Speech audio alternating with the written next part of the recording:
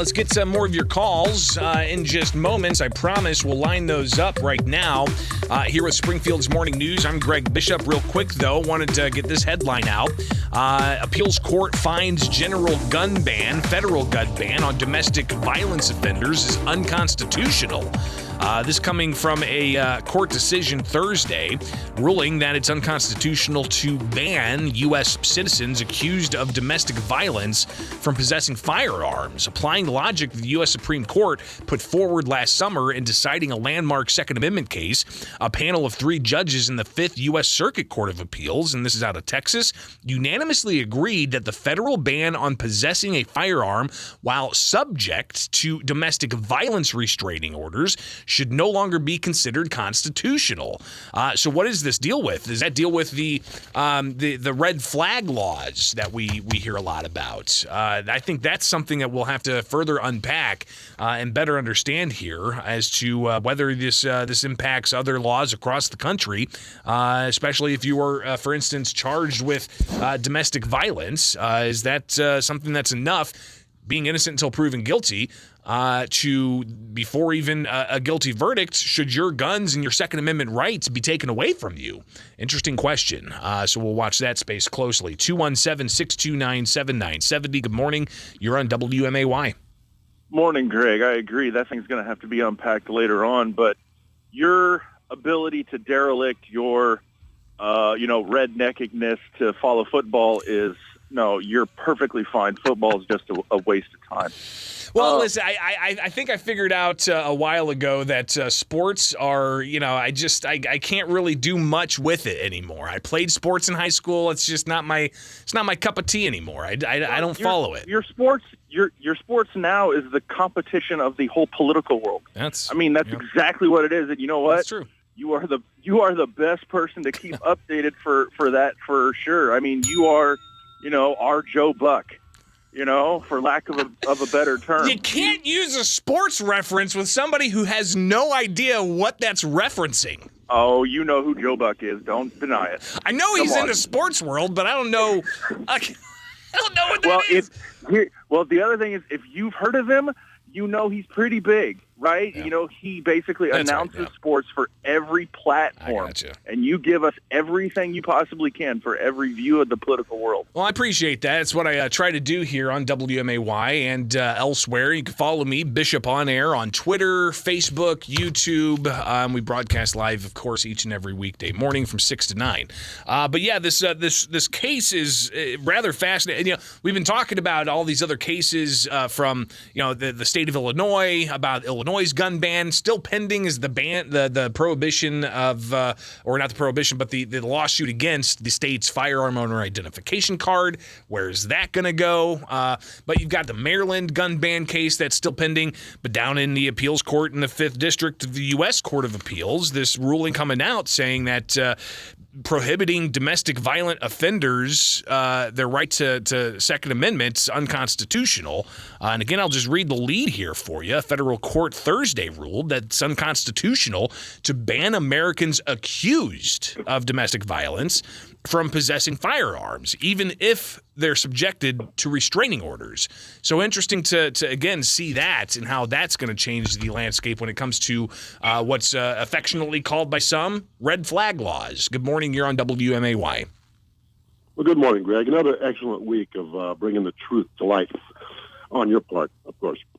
But I have a couple things. Just one is the balloon and my hero of the week. The balloon, it's possible, since it's over this nuclear facilities or nuclear weapon facilities, that it's the Chinese trying out their idea of putting an EMP device and detonating it, and seeing how, because you say it's lingering, and that's basically that'd be a good delivery system, to shut down all our shut down our country. And because an EMP, an electromagnetic pulse, could do a lot of damage to the electric grid. It could do severe damage to our communications. And it's one of those things where, I think the ham radio community knows very much why having ham radio is so integral to ensure that we have emergency communications in place. Of course. you'll still be on the forefront of truth. And also my hero this week is one that this guy is like I associate him with Uday Hussein's son, Hunter Biden. Man, this guy's getting millions of dollars, banging hookers, partying like a rock star, and then everyone that's bringing the light, he's selling documents, classified information, peddling this as like smoking crack. It's all alleged. Right, of course. And then he's going to have everyone, basically he's having his dad's police force arrest them all for bringing it all to light. What's bizarre about this is Hunter Biden has really been quiet about the laptop for so long. I mean, he wrote a book about all of his escapades of, snorting Parmesan cheese off the carpet thinking it was crack cocaine, and his dalliance with ladies of the evening and those who could very well be human trafficking victims, which is very problematic. But he has yet to really come out and address this. However, this week he has attorneys say, well, we need to go after everybody who had this laptop, confirming the laptop, which raises substantial questions about impropriety of quid pro quo, with him being the son of a former vice president, now the son of a president, and getting deals with Ukraine and China, and the possibility that there were kickbacks going to Joe Biden. They essentially came out and confirmed the laptop is real, but then they had to come back and amend that and say, well, no, go after somebody for something that we're not going to confirm is real. So what exactly is Hunter Biden doing? I think that there's some problems that he needs to address personally. There's a theory there that the laptop was his, but the information on it, well, that was kind of could be classified because the FBI had it. That's how they knew about it. They knew he was selling information that his father was basically a traitor. Well, and the FBI had it, knew about it, but the corporate media decided to go ahead and cover all that up when we were getting ready to have an election. That's conspiracy theory, right? That's people just tell you you're a Trumper and you're a conspiracy theorist, and if you're worried about that, then you're just a horrible person. Horrible. Good morning. You're on WMAY. Yes, hello, Greg. Sean Gotti here. What's going on, man? Hey, buddy, I'm a horrible person, too. I know. Stop it. No, you're not. Nobody's horrible. Everybody in their own right, you have value. Everybody that's listening right now, regardless of what you've done, you have value. Keep telling them that. When we moved back to Illinois, I applied for my Ford card first and foremost because I've got guns. Hold on a second. I've already got one thing wrong with your what you've started. You moved back to Illinois? Yeah, last February. I know you did. I'm just okay. Everybody else is moving out, but you decided to move back. I got one to throw. I got a loop to throw you for. But anyway, applied for my Ford card first and foremost. Never heard a word about it. December 30th, we moved back out of Illinois. I'm back down North Carolina. And have never heard a word about it. But I've been keeping tabs on this whole gun law thing.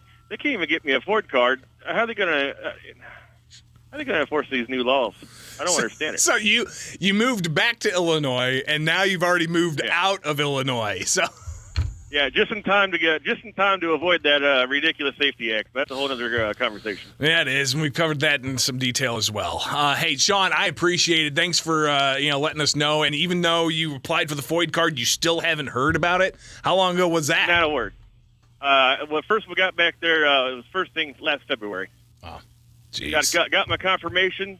Got nothing after that. Couldn't get no one to answer me. No emails. No calls. That's incredible. No nothing. Wow. Hero of the week. Every sheriff in Illinois who has stood up against J.B. Pritzker against his ridiculous gun law. And there are 90 plus of them, which I think is interesting as people say, well, you got to follow the law. You got to follow the law. Well, these sheriffs, they are really concerned about the law also being fundamental constitutional civil liberties that are spelled out in the Bill of Rights. And you can't just point to a law and say, oh, that law circumvents those rights, so we're going to enforce that. That's not how the Constitution works. So obviously we'll watch all this play out in court. Sean Gotti, greatly appreciate you taking the time with us, and be safe out there. All right, got to take a break, guys. It is Springfield's Morning News on WMA.